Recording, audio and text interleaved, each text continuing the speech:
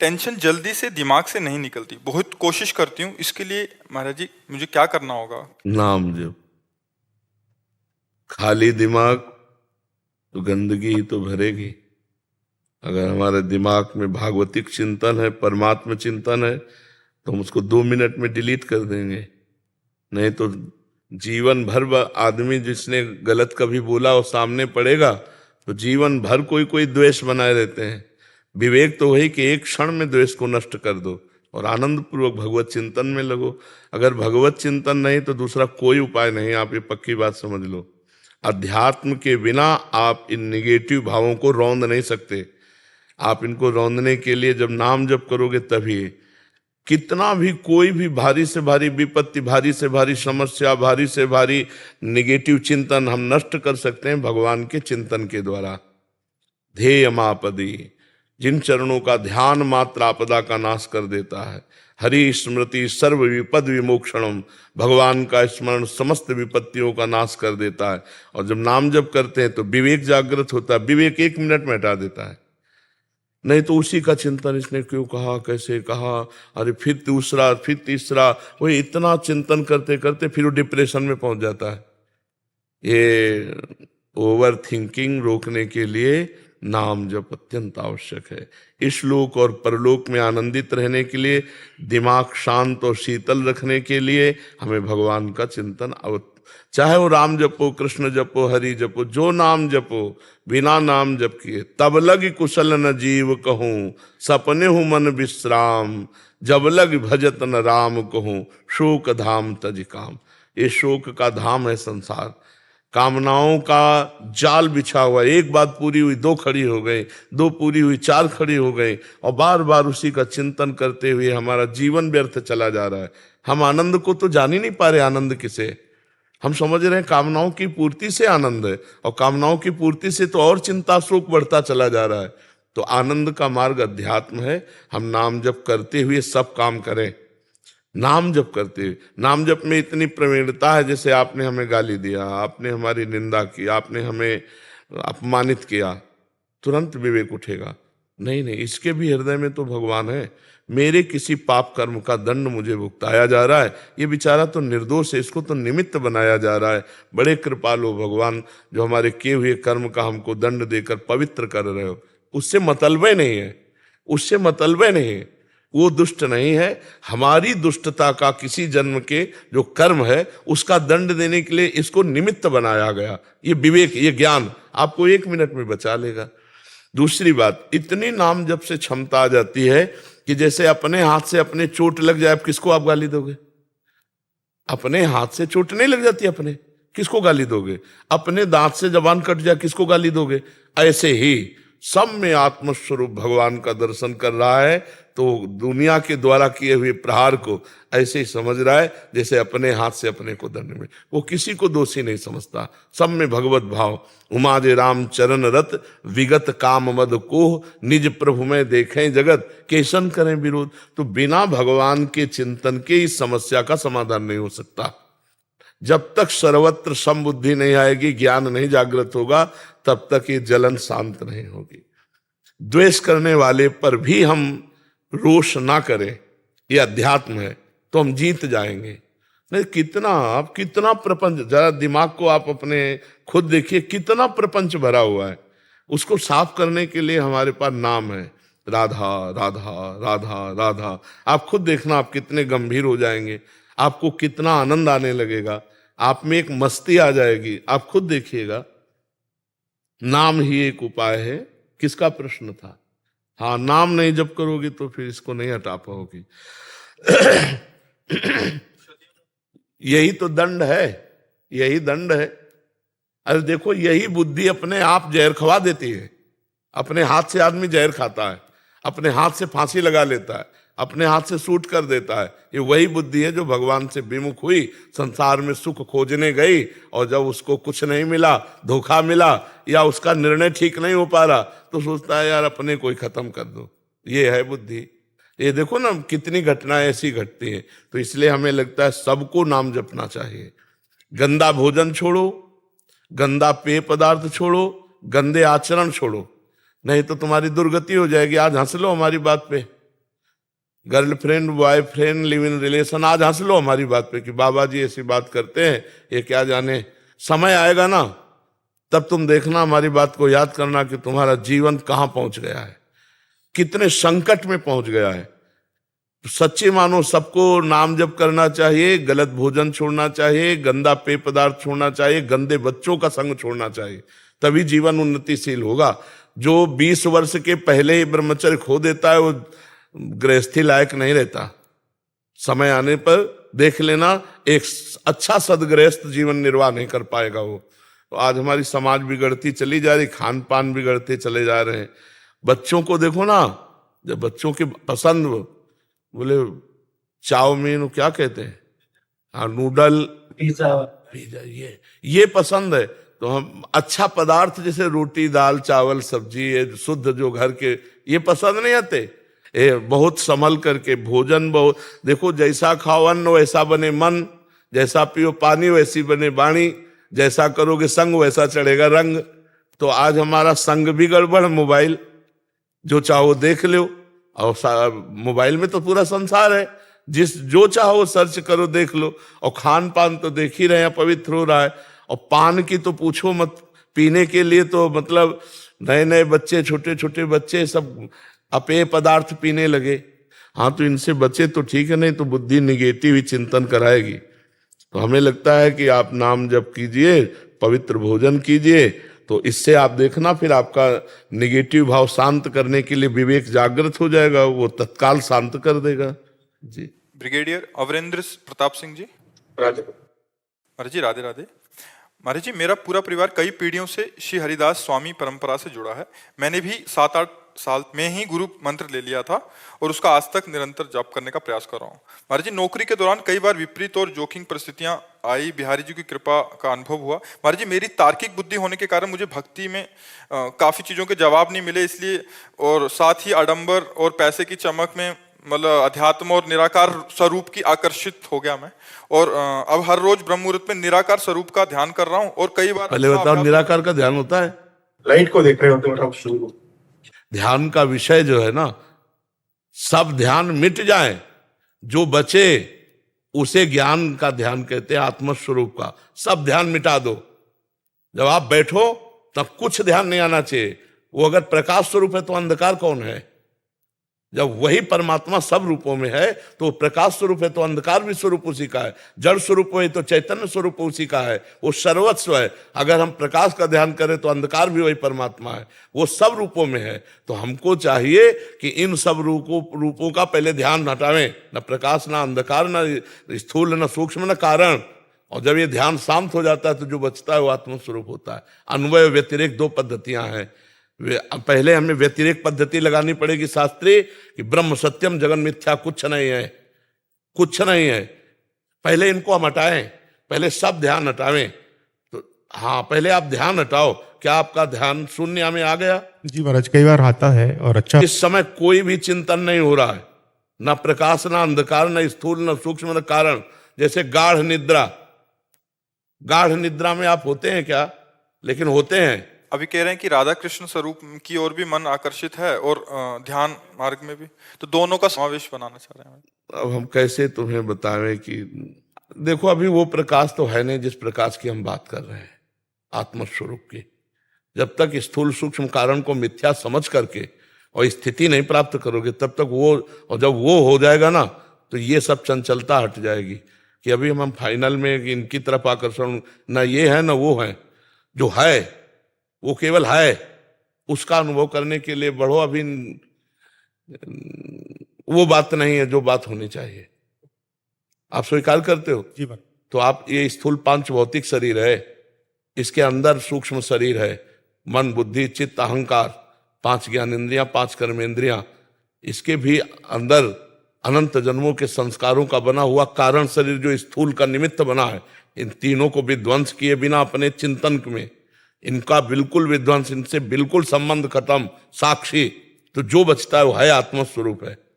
अभी ना तो उस है का अनुभव है और ना श्यामा प्यारी कुंज बिहारी का अनुभव है। तो हमें लगता है बीच में समय बर्बाद मत करो। वही महाराज, वही हो रहा है। मैं सोच रहा हूँ कि कहीं फंस रहा हूँ बीच में। नहीं, तो जब आप इतने बड़े महापुरुष श्री स्वामी हरिदास जी से जुड़े थे तो आपको वहीं जुड़े रहना चाहिए। महाराज मेरे भी गुरु का यही कहना है।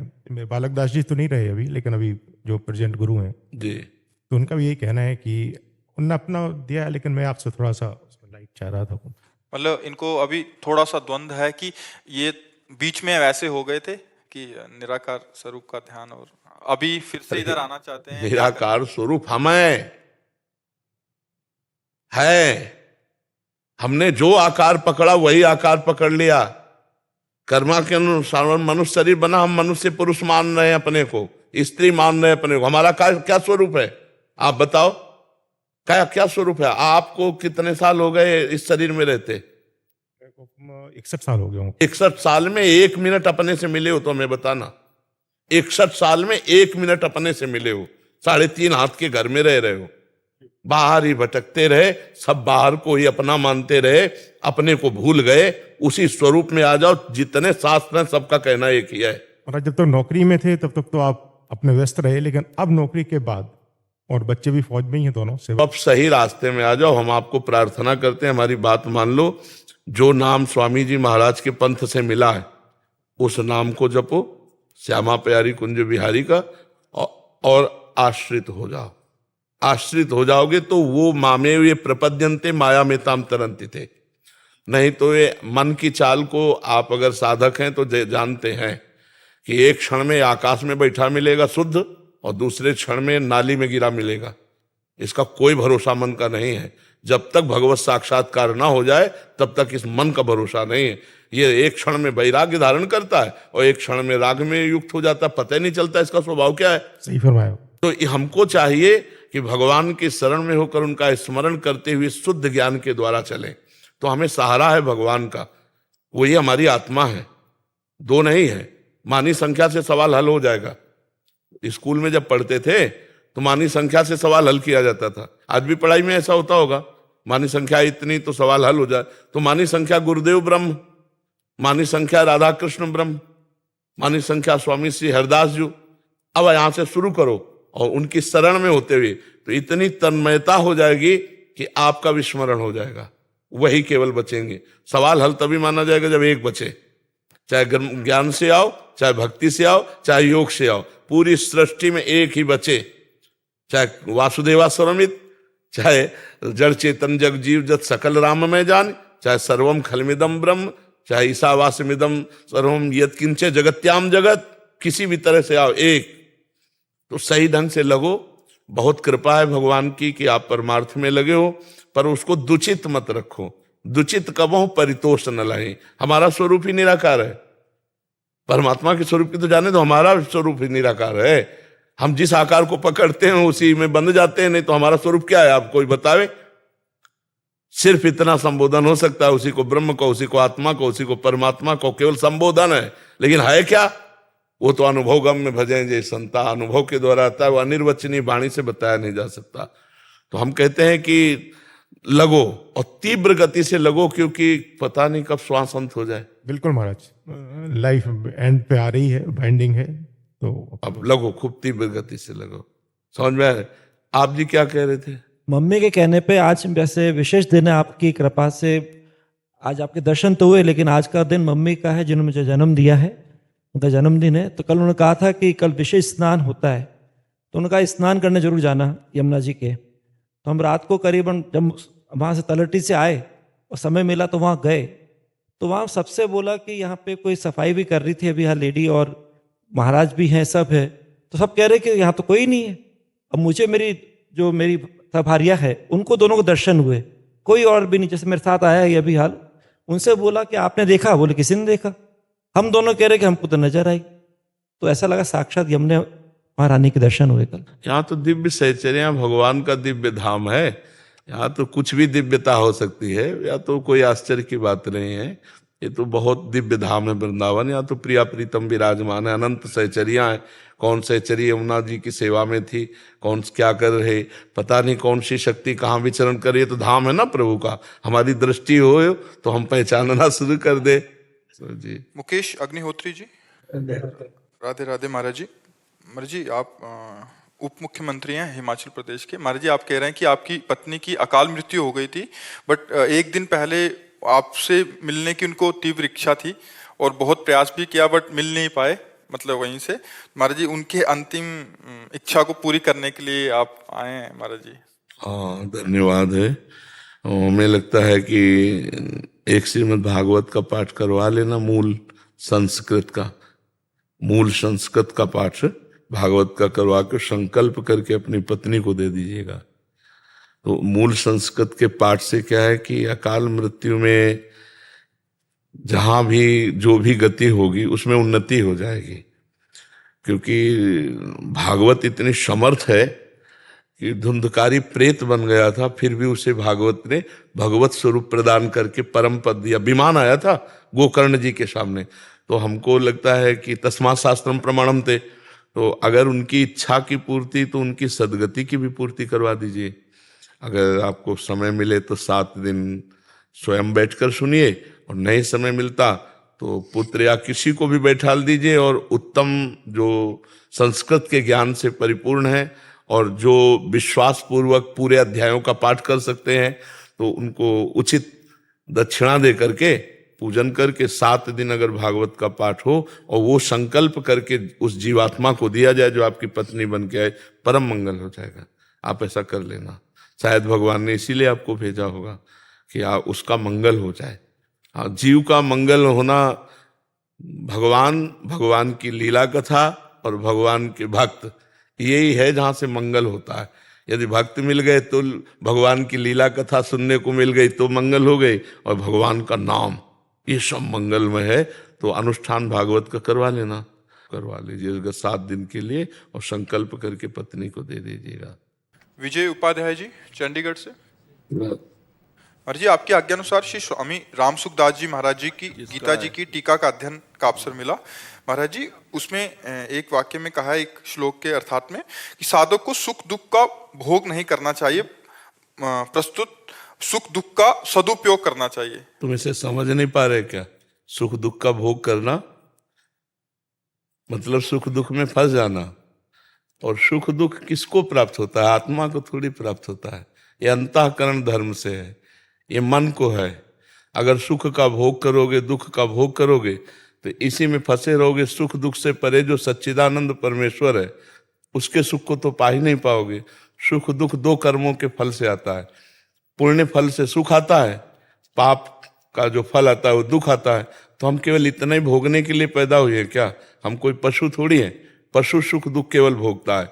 हमारे पास सुख आएगा तो हम 4 को बांट देंगे, और दुख आएगा तो गंभीर होकर के नाम स्मरण करते हुए उस पर विजय प्राप्त करेंगे। जो दुख भोगने का मतलब है उसमें लीन हो जाना।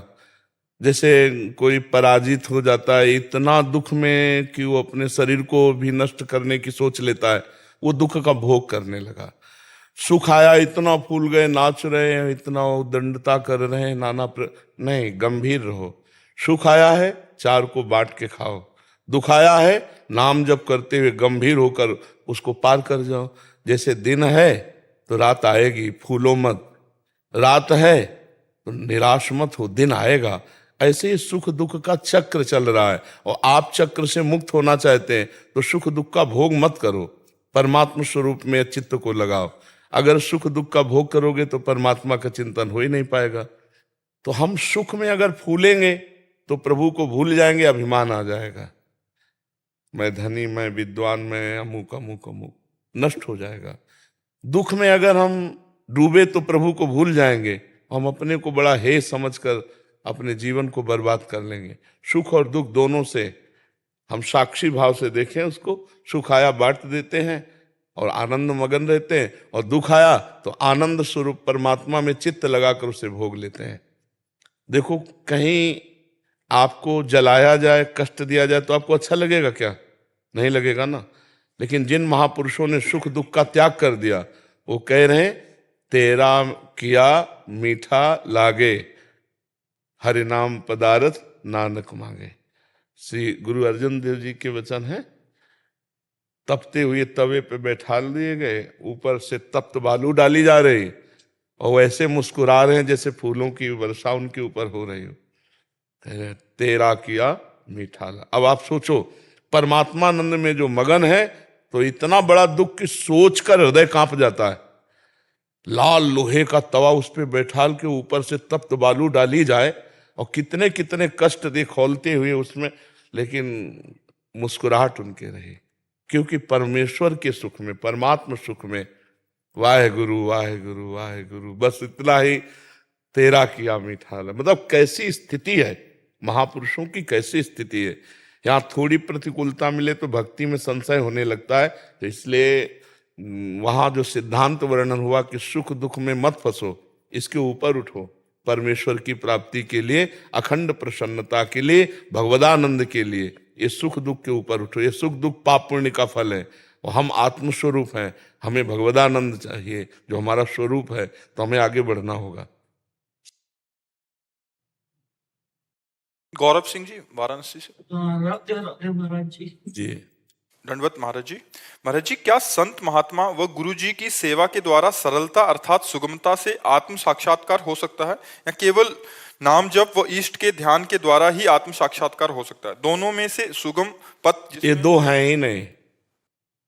गुरु अगर अपनी सेवा में, शरीर सेवा में लगे हैं तो हमें फिर अन्य कोई साधन की तरफ देखना नहीं है। अगर गुरु की आज्ञा है कि आप नाम जप करो, आप वाणी पाठ करो, आप समाज सेवा में रहो, तो हम गुरु की ही सेवा में हर समय चाहे जहाँ रहें अपने गुरु की सेवा में हैं, क्योंकि हम गुरुवाणी के अनुसार चल रहे हैं। गुरुवाणी का आदेश है नाम जप करो, साधु सेवा करो, सब समाज में रमा हुआ कण कण में जो राम है उसी को देखो। तो हम गुरु की ही तो सेवा कर रहे हैं, हम अपने गुरु की ही तो आज्ञा का पालन कर रहे हैं। सेवा का मतलब केवल हाथ पैर दबाना नहीं है। सेवा का मतलब है गुरु के वचन, अगर वो कह रहे हैं कि हमारे हाथ पैर दबाओ, तो फिर हमें और कोई भजन की जरूरत नहीं, उस समय हम उनकी आज्ञा पे तत्पर हैं।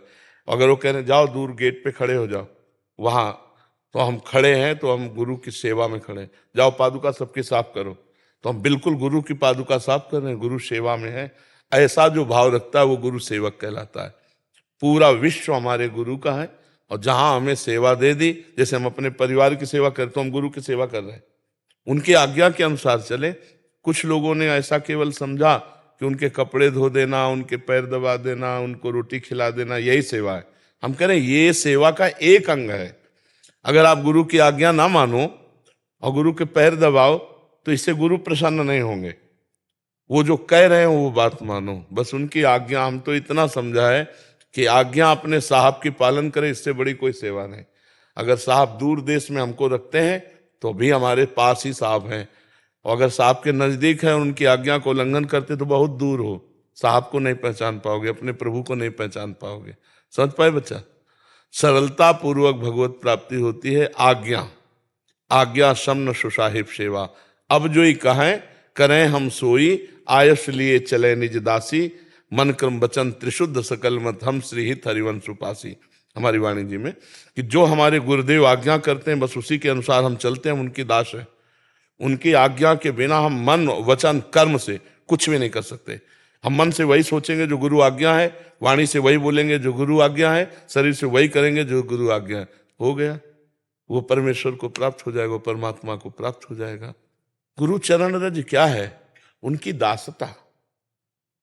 उनकी दासता क्या है? उनके वचन जो उन्होंने आज्ञा करी, ये बात समझना होगा। जैसे अपने यहाँ गुरुजनों ने कहा ग्रंथ साहब को ही गुरु माना जाए, तो ऐसे ही जितने हमारे गुरुदेव हैं उनकी वाणी ही हमारा मार्गदर्शन है, वही हमारी गुरु सेवा है। अगर ये बात ना मानी तो मुझे लगता है इन सब बाहरी बातों से वो बात नहीं आती जो आनी चाहिए।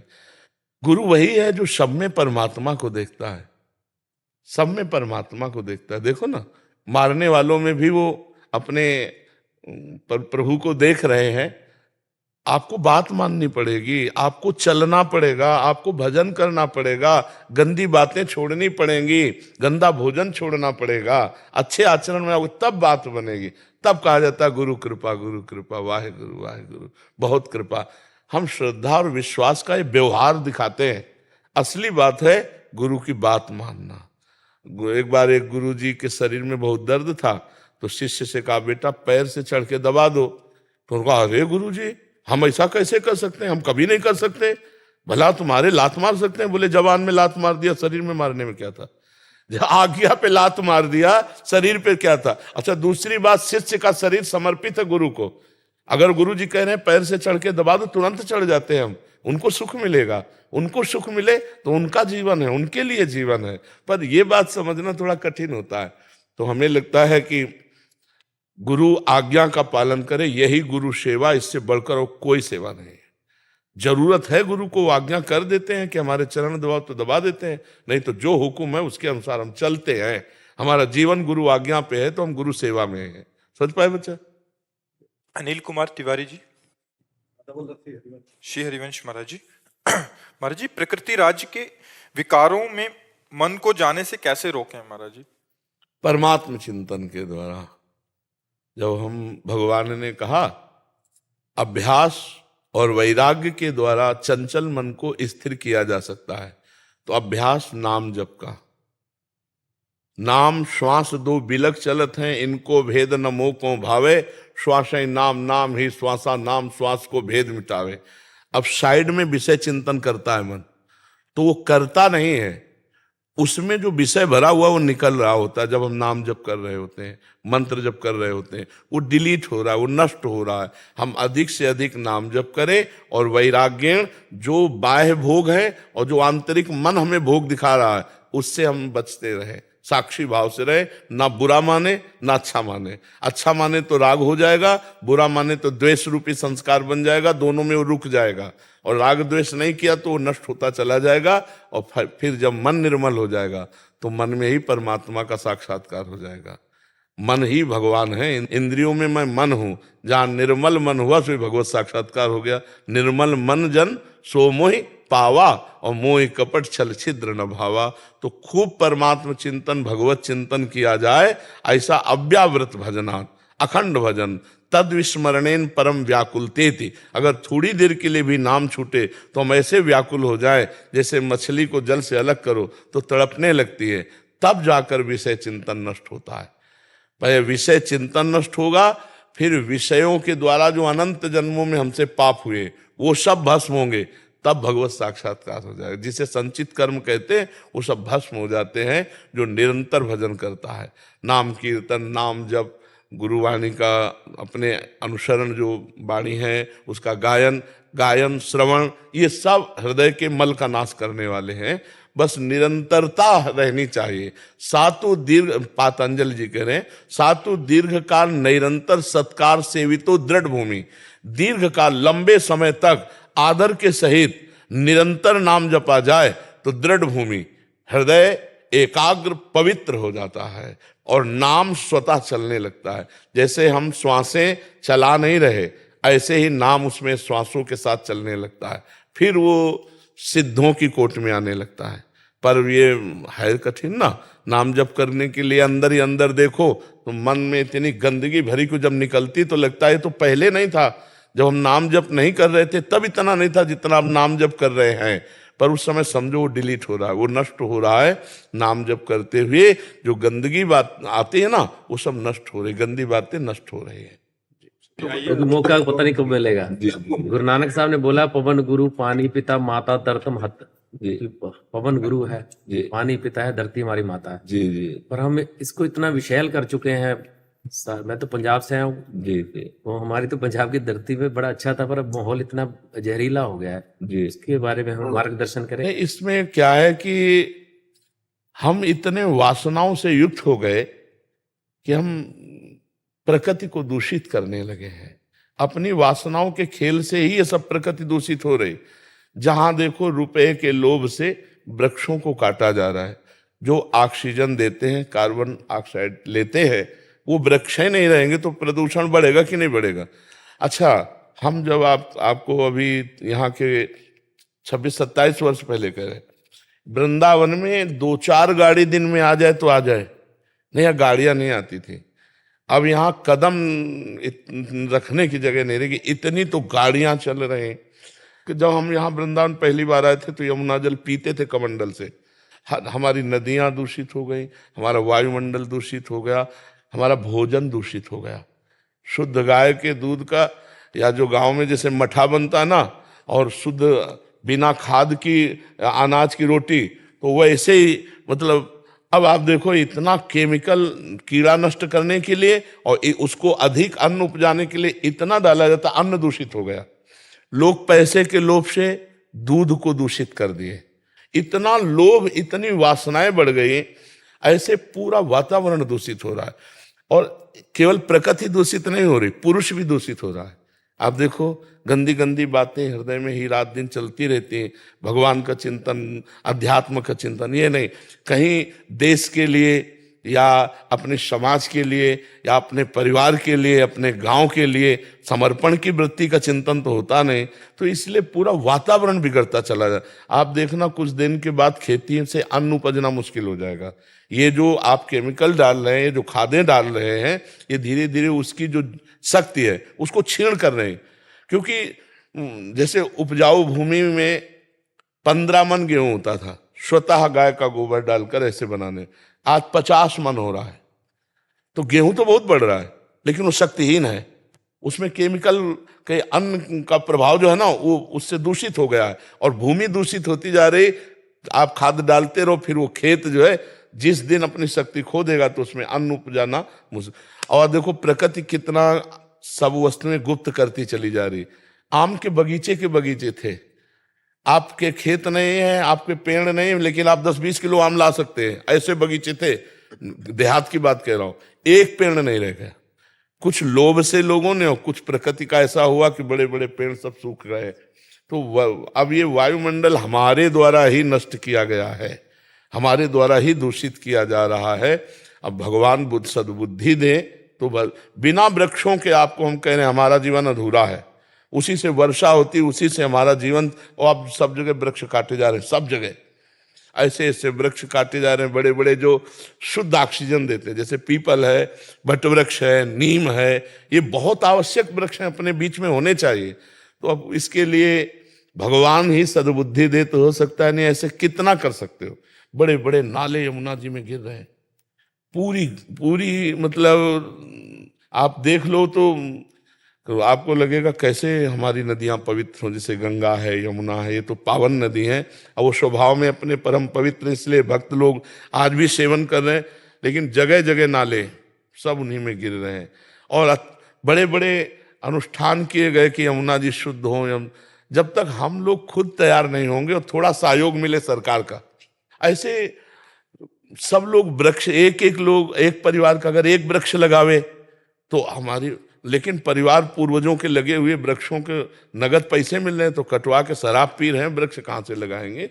खान पान बिगड़ रहा है, अर्थ लोलुपता बढ़ रही। तो हम तो भगवान ही से प्रार्थना कर सकते हैं कि हमारे देशवासियों की बुद्धि बदले तो प्रकृति शुद्ध हो। क्यों, और क्या उपाय हो सकता है? नहीं ठीक है जी, आपका हमें शुद्ध बुद्धि मिलेगी। हाँ, हमारी द्वारा जो प्रकृति की इस शोभा को, शांति को, सुख को नष्ट किया जाता है, ये हम ही लोग सुधारें उसको।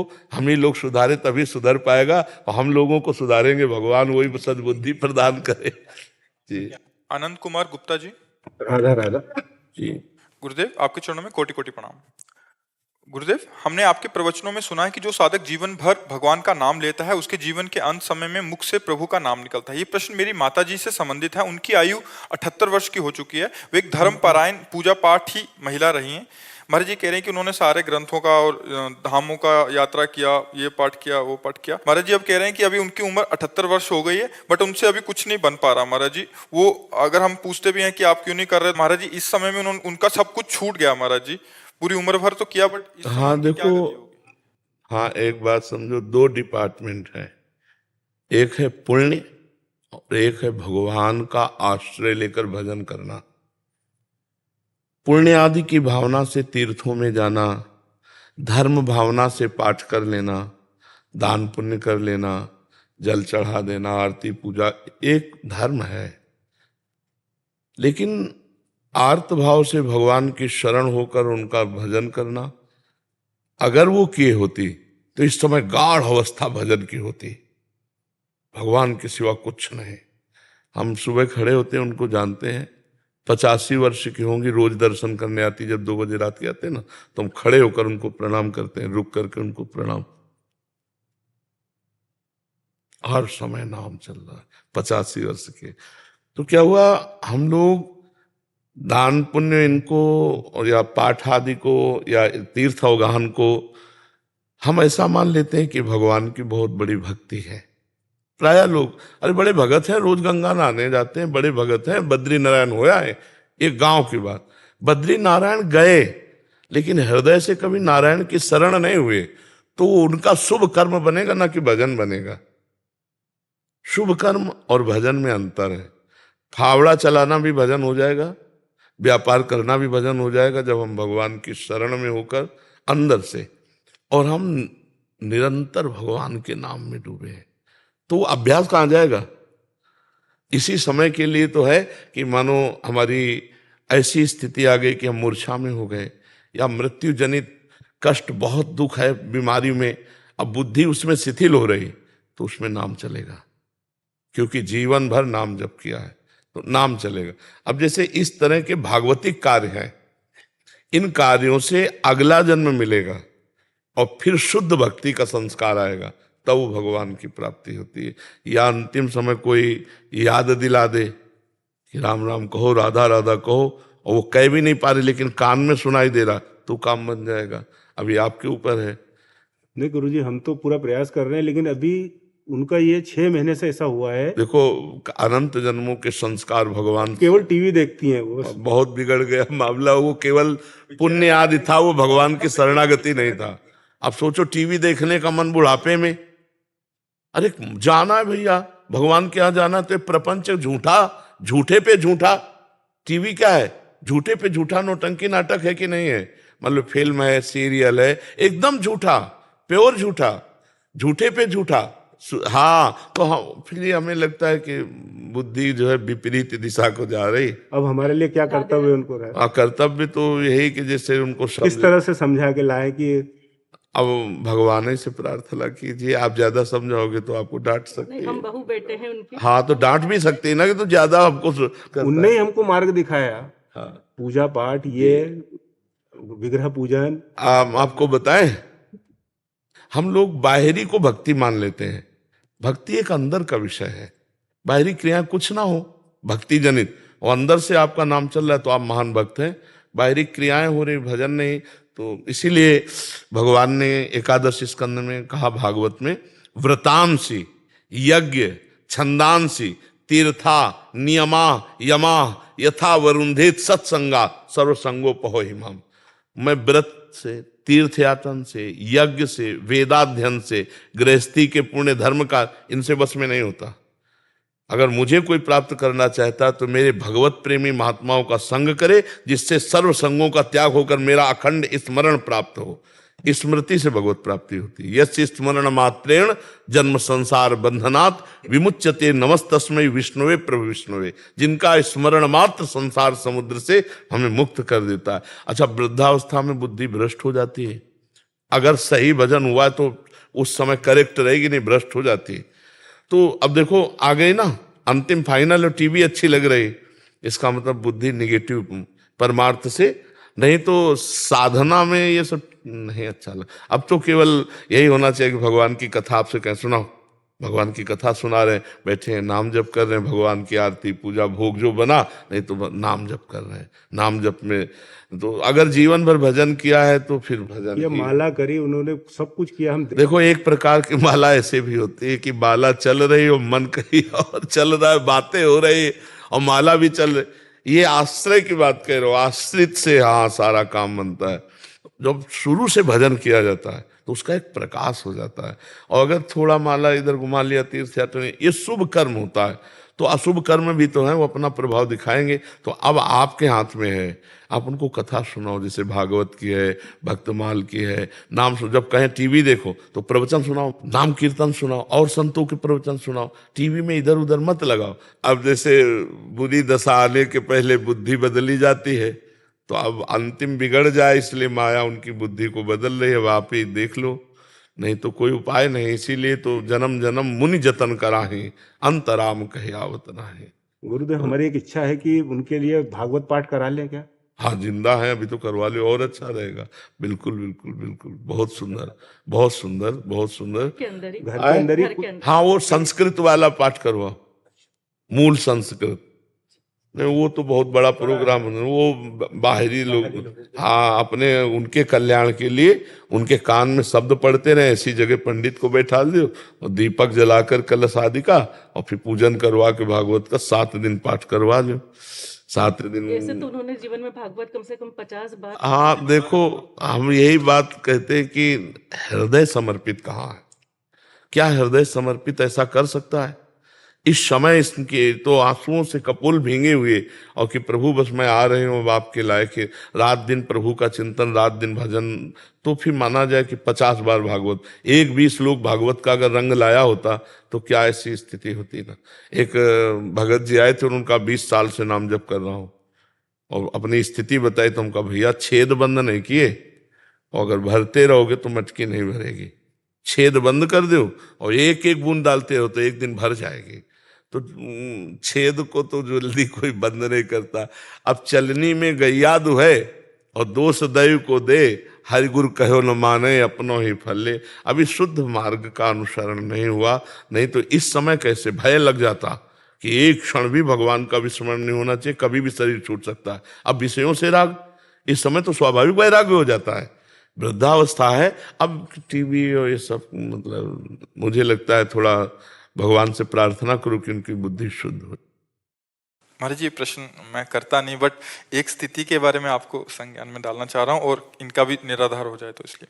महाराज जी, गुरु जी, मेरा प्रेम निस्वार्थ हो अगर जिससे मैं प्रेम करती हूँ और उसका आकस्मिक मृत्यु हो गई बद्रीनाथ जी में, और मुझे हर जन्म में उसका ही साथ चाहिए, उसके लिए मुझे जो भी मार्ग चलना पड़े मैं वही करूंगी, बस आप मुझे उसके लिए मार्गदर्शन करें। हमारा प्रेम निस्वार्थ था, निस्वार्थ रहेगा, हमेशा यही अनुभूति हुई। उसके प्रेम की सृष्टि सबसे खूबसूरत सृष्टि है। हाँ, तो अपने प्रेम हाँ, को पुनः तो प्राप्त पाना चाहता हूं। देखो, सबके इन ढांचों के अंदर भगवान विराजमान है और कोई नहीं। नाम रूप अलग अलग पुकारे जाते हैं, ये ढांचे हैं। इनमें जो पावर है, जैसे माइक, पंखा, हाइलोजन, एसी और लाखों करण हैं, यंत्र हैं, पर बिजली तो एक ही है ना। तो सबके अंदर पावर एक है, परमात्मा। आप भगवान श्री कृष्ण की आराधना करो कि उस शरीर के अंदर आप ही थे। अगर वो शरीर प्रिय होता तो शरीर रख लेते। शरीर किसी को प्रिय नहीं होता, चाहे जितना प्यार शरीर से कर रहे हो, उसको नहीं जानते। लेकिन जब वो चला जाएगा तो शरीर पैसा दे के नष्ट करवा दोगे, आग लगवा दोगे। इसका मतलब शरीर से प्यार नहीं कर रहे थे, उसी से प्यार कर रहे थे, परमात्मा से। तो सबके अंदर मूल में परमात्मा ही है। श्री कृष्ण को विराजमान करके आराधना करो कि मुझे जन्म जन्म तुम ही पति रूप में मिलो। वही थे शरीरों का, कि वही रूप, वही पांच भौतिक शरीर कभी नहीं। ये हमारे प्रभु का सृष्टि का ढांचा ऐसा बनता है खांचे से कि दोबारा देखने को नहीं मिलेगा। अब बताओ कितने लोग हैं, सबकी आंख और नाक कान और सब अलग अलग पहचाने जाते हैं, और वो असंख्यों लोग, और सबका फिंगरप्रिंट अलग ही मिलेगा। यार कितना चमत्कार मेरे प्रभु का है। नहीं तो ये तो नाशवान शरीर है, वही जन्म जन्म मिले, क्योंकि वही अंदर थे तुम्हारे पति के, और वो चले गए तो तुमने कहां उसको रखा, कहां उसको माना, उसको नष्ट कर दिया ना। तो जो उनके अंदर थे वो प्रभु श्री कृष्ण थे, उनको तुम जानती नहीं, उनको तुम मानती नहीं हो। नहीं, ये प्रश्न न रहता, ये प्रश्न खत्म हो जाता कि मैं हे परम सुंदर सबके अंदर विराजमान श्री कृष्ण, मैं तो जानती नहीं थी कि तुम ही हो। मैं तो उस ढांचे को अपना प्रिय मान रही थी। अब वो समझ में आ गया कि ढांचे के अंदर तुम छुपे थे। आप ढांचे से प्यार नहीं, बाप से प्यार हो। अभी निहाल हो जाओ, अभी मंगल हो जाएगा, और जन्म जन्म के लिए उन्हीं को प्राप्त हो जाओगी, उन्हीं के धाम जाओगी। पर तुम्हें अगर ऐसी आकांक्षा हो कि वो पांच भौतिक ढांचा हमें दोबारा मिले, तो असंभव। ये माया का खेल है। एक बार गर्त में गिरा दिया तो दोबारा खाक में मिलने के बाद वो रूप नहीं मिलेगा, वो फिंगरप्रिंट नहीं मिलेगा, और वो जीवात्मा जो परमात्मा स्वरूप है वो मिल भी जाए तो तुम्हें किसी भी तरह से प्यार नहीं करेगा। ये केवल ढांचे का होता है प्यार। जैसे माता पिता हमारे मर गए, अब वो कहीं ना कहीं तो लीला में है भगवान की, उनको हमारी स्मृति नहीं, केवल स्मृति। जैसे पूर्व जन्म में अपने लोग तो आए ही हैं, हमारा तो जन्म कोई पहली बार थोड़ी हुआ है। पूर्व में जैसे छोटा बच्चा है तो आप माँ जब दुग्ध लगाती है तो पीने लगता है ना, किसने सिखाया? पूर्व का अभ्यास है, ऐसे करो, वो रोने लगेगा। मतलब ये ज्ञान पूर्व का है ना उसको। तो हम लोग पूर्व जन्म से चले आ रहे हैं। अब हमारे पूर्व जन्म के लोग अगर परिवार के मिले भी कहीं तो हम पहचानते हैं क्या? न वो हमें पहचानते हैं, न हम उनको पहचानते हैं। ये मायाकृत मोह छोड़ो, न तुम स्त्री हो न वो पुरुष, तुम दोनों के अंदर परमात्मा विराजमान हो। परमात्मा की आराधना करो और उसी को प्राप्त हो जाओ तो उसी को प्राप्त हो जाओगी जिसको प्राप्त करना चाहती हो। अपने प्रेम का नाम जप कर सकते हैं। मोहांधकार है, भगवान का नाम जप करो। प्रेम तो भगवान से ही करती थी, शरीर से करती होती तो रख लेती ना। हम बार बार तो कह रहे, आपने जाना उस शरीर के अंदर कौन था? तो मान लो ना, फिर क्या है? इन नाशवान शरीरों की क्या आकांक्षा करती हो? सच्चिदानंद जो सबके हृदय में विराजमान, वही कृष्ण, वही राम, वही विविध रूप धारण करता। प्यार करो तो इनसे करो, इनकी बन के रहो, जीवन कृतार्थ हो जाएगा। हमारी सलाह, हम तुमको अब ये तो ऐसे कहते, हाथ में गुदवा लिया, बोले 7 जन्म का बंधन, 7 जन्म। अगले 5 मिनट में तुम्हारी धज्जियां उड़ के तुम कहां पहुंच जाओगे तुम्हें पता नहीं। काल तुम्हारे अधीन नहीं, तुम काल के अधीन हो। ये सब लौकिक वासनाओं की खेल है, शरीरों में आसक्ति होने के कारण। नहीं, एक परमात्मा के सिवा दूसरा कोई नहीं है। हमारी बात समझ लो। आप सरल हृदय हैं, आप पवित्र हृदय हैं, इसलिए आपका प्रेम जिसे कह रहे हैं वो खास बात मोह में है। और मोह से प्रेम में आ जाएगा तो फिर आप जिधर देखोगे उधर आनंद सिंधु भगवान ही नजर आएंगे। हमें तो यही लगता है कि अपना प्यारा वही है, और सब कोई उन्हीं से प्यार करता है यार, सब कोई। अगर आपका पुत्र पधार जाए, मान लो पुत्र के अंदर का परमात्मा चला जाए, तो रख लियो आप 10-5 दिन। आप पैसा दे के कहोगे कि अब ले जाओ, वो चला गया। कौन? जिसको जानते नहीं हो, और जिसको जानते हो तुम्हारे आगे पड़ा है। आप समझो, अनजाने में तो परमात्मा से प्यार सच्ची मानो। ये जैसे शरीर चल रहा है ना, तो इसमें नाम रूप लेकर लगता है मैं, वो जो मैं अंदर है वो पावर है, पावर। और हम देखो उस पावर के अंश हैं जो सबसे बड़ा है। तो हम सबके अंदर एक बात रहती कि मैं सबसे बड़ा बन जाऊं, नहीं रहती। चाहे जिस डिपार्टमेंट में हो, बड़े बने, क्योंकि हम बहुत बड़े के हैं, बहुत बड़े के हैं ना अंश। और दूसरी बात, मरना नहीं चाहता क्योंकि अविनाशी के अंश है।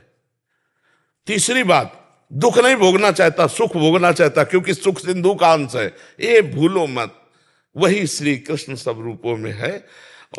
वही बद्री नारायण में अपने स्वरूप में लीन हो गए। अब नारायण की उपासना करो, कृष्ण की उपासना करो। हमारी बात मान लो तो, और ना समझ में आए तो उनकी फोटो रख लियो, रोती रहो, मिल जाए तो हमें बता देना। आपको बताए मार्ग पे चलेंगे। हाँ, अगर आप श्री कृष्ण से ये कहोगी कि वही रूप रख के आ जाओ तो पक्का आ जाएंगे। दूसरी बात ला, और किसी की सामर्थ्य नहीं है।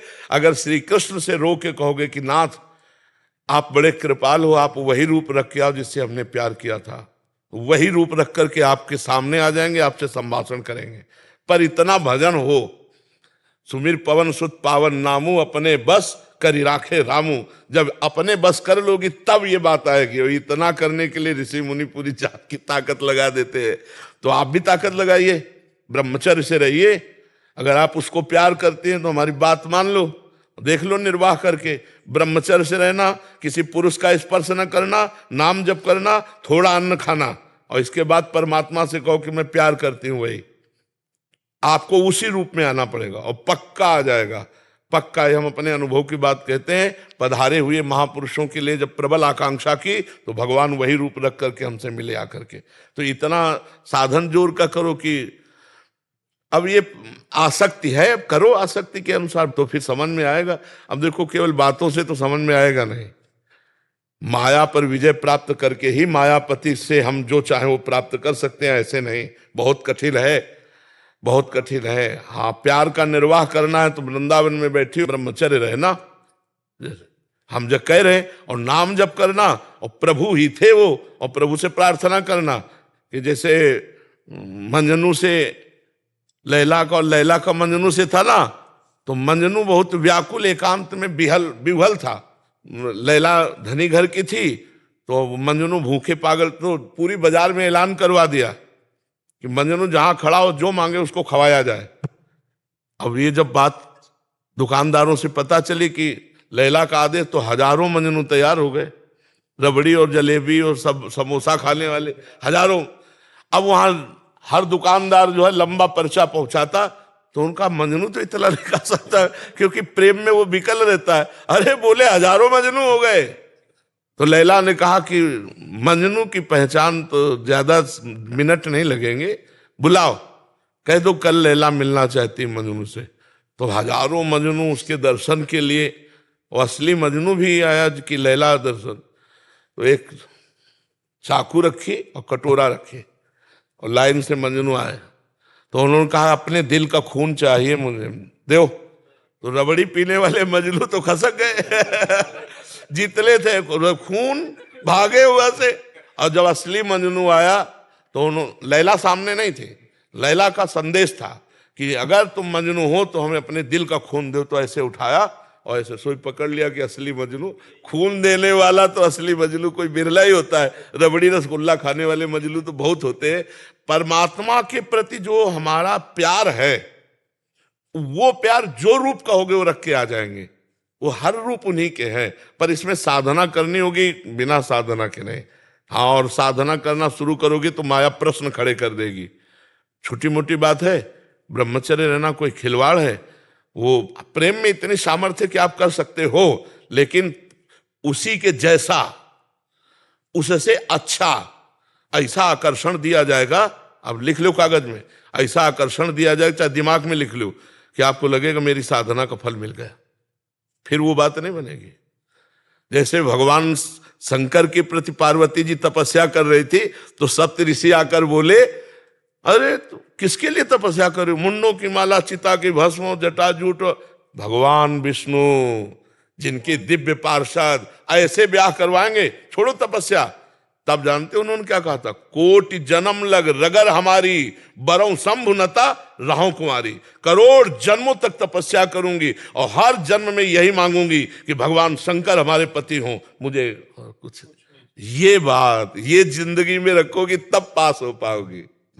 पर हम आपके भाव को और आपके प्रेम को दंडवत करते हैं कि हाँ, बस आप अपने प्रेम को थोड़ा मोड़ दीजिए, मोह से हटाकर प्रेम में ले आइए। वो श्री कृष्ण है, श्री कृष्ण ही थे, श्री कृष्ण ही रहेंगे, तभी बात समझ पाओगे आप। राधा राधा राधा राधा राधा